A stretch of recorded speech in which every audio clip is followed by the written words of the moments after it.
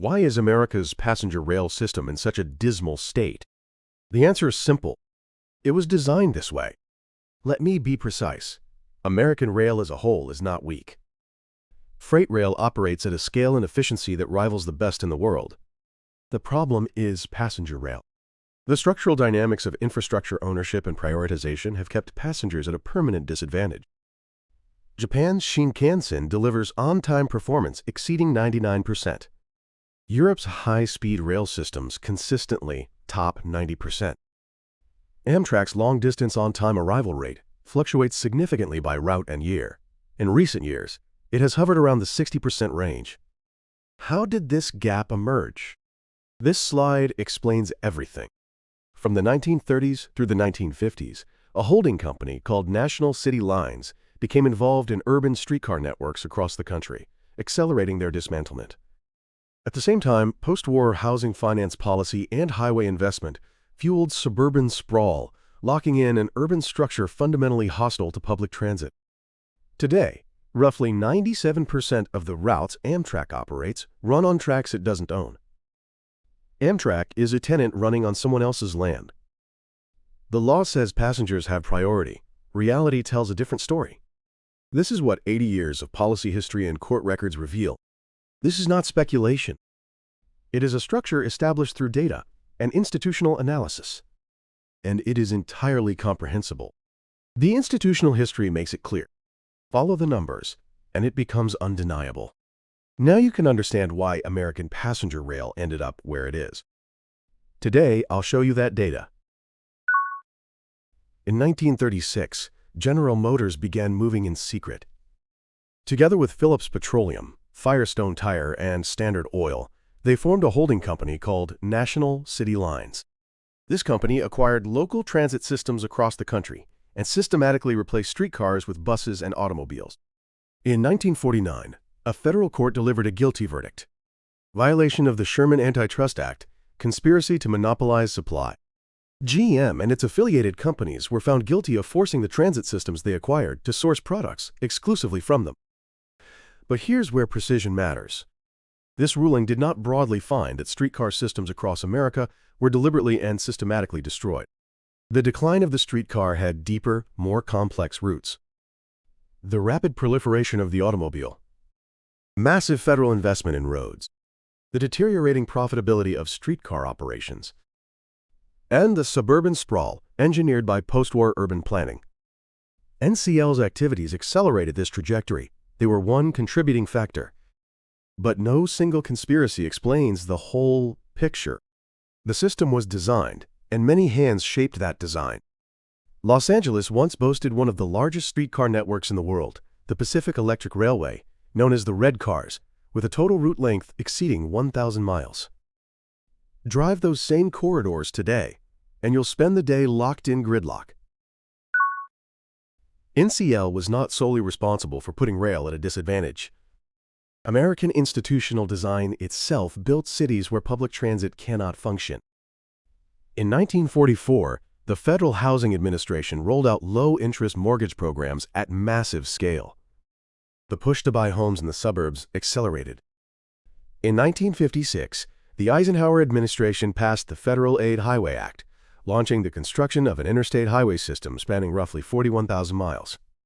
Beyond that, zoning laws and discriminatory lending practices known as redlining reinforced a structure that pushed white middle-class families into the suburbs. The result was a low-density, polycentric urban sprawl that defines American cities. One important clarification is in order here. Los Angeles, measured by urbanized area density, is actually among the highest in the nation. But density alone does not make rail viable. Housing, jobs, and commerce are scattered across disconnected nodes. Every corridor has fragmented demand, making efficient route design extraordinarily difficult. Population density is not the only condition for transit to work. Job concentration, mixed land use, service frequency, and parking supply all interact. These are compound variables. Nearly every one of those conditions was engineered against public transit in America's post-war urban planning. This wasn't so much a deliberate campaign to destroy rail as an accumulation of car-centric institutions the structural result of which was cities where rail simply cannot function. Here lies the core of America's passenger rail problem. Roughly 97% of the routes Amtrak operates are not owned by Amtrak. It runs on tracks belonging to private freight companies, CSX, Union Pacific, Norfolk Southern. The corridors Amtrak actually owns and controls, including key segments of the Northeast Corridor, represent only about 3% of its total network. Federal law provides for Amtrak passenger trains to receive priority access under certain conditions. By law, Amtrak trains are supposed to move ahead of freight.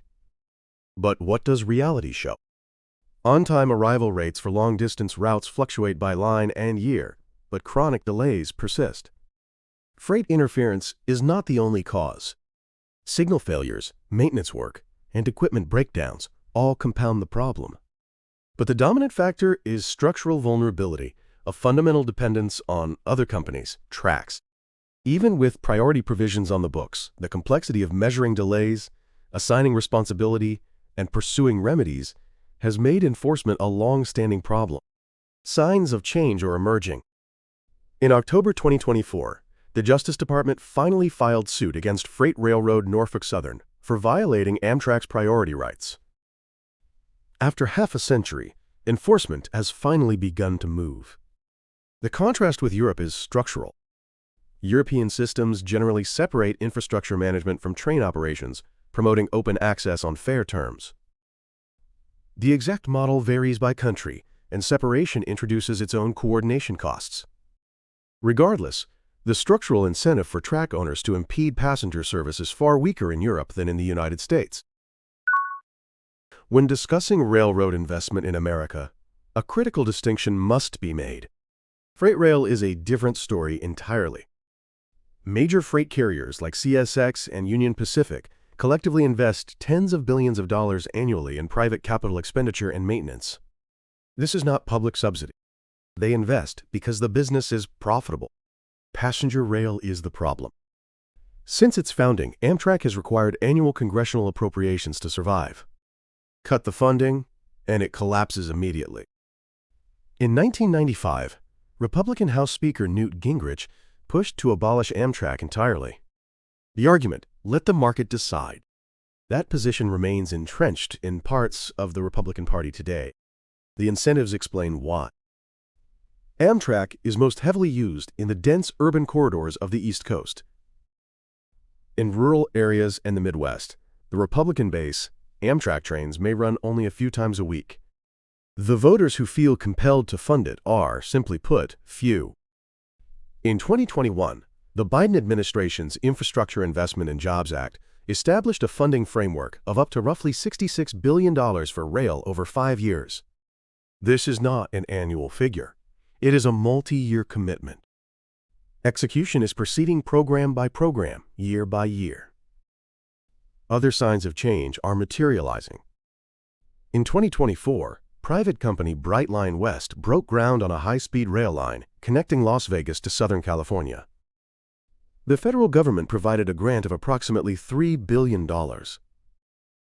An approach to rail revival that doesn't depend solely on Amtrak is finally gaining traction. But as long as the structural dynamic of relitigating rail's future at the ballot box every 4 years remains unchanged, the fundamental problem of long-term investment continuity persists. The 5 factors examined today do not exist in isolation. They reinforce each other, forming a self-perpetuating cycle. NCL accelerated the dismantlement of streetcars.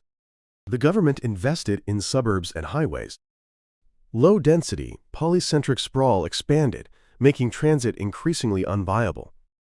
Investment in passenger rail became politically harder to justify, and the culture of car dependency became the default. That culture is the deepest problem of all. The car is the symbol of freedom. In America, this is not mere marketing. It has become an existential belief. But the data raises a challenge. According to NHTSA statistics, annual traffic fatalities in the United States in recent years have ranged between roughly 38,000 and 43,000. According to INRIX's annual reports, the economic cost of traffic congestion runs to tens of billions of dollars annually. This is the price of freedom. Are the Japanese and Germans less free? They board the Shinkansen, or the ice, and arrive at their destination on schedule. They use that time to read, to work, to sleep. The myth of the car as freedom was constructed over 80 years, built by incentives and institutions, layer by layer. And dismantling that myth requires different incentives and sustained political will. The judgment is yours. Can this structure be changed, or is it simply the inevitable product of geography and economics? Now, let's bring today's analysis together. Here's what we covered. First, America's passenger rail decline cannot be explained by a single conspiracy. The activities of national city lines from the 1930s through the 1950s and the antitrust conviction are documented facts. But the decline of the streetcar was the product of compounding forces, the spread of the automobile, federal highway investment, and deteriorating operational economics. Post-war housing finance, zoning law, and discriminatory practices accumulated over time, locking in a low-density, polycentric urban structure. The accumulation of institutions structurally disadvantaged public transit. Second, today's passenger rail operates as a permanent tenant. Roughly 97% of Amtrak's routes run on tracks owned by private freight companies, and despite legal priority provisions, effective enforcement has long been a challenge.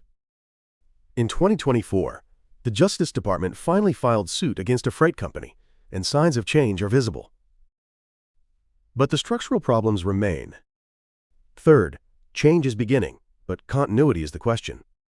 The 2021 IIJ established a rail funding framework of up to roughly $66 billion over 5 years, and in 2024, Bright Line West broke ground on a privately funded high-speed rail project. But as long as Amtrak depends on congressional appropriations and policy swings with every change of administration every 4 years, long-term investment continuity cannot be guaranteed.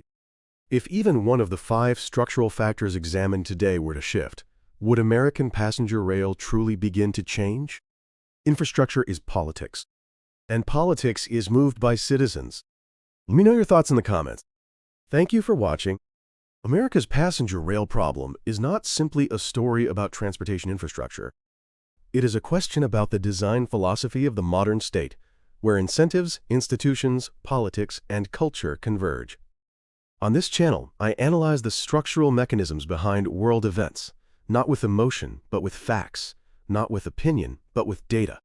Subscribe and turn on notifications so the next analysis reaches you the moment it drops. Let's build the intellectual tools to understand the world together. Until next time.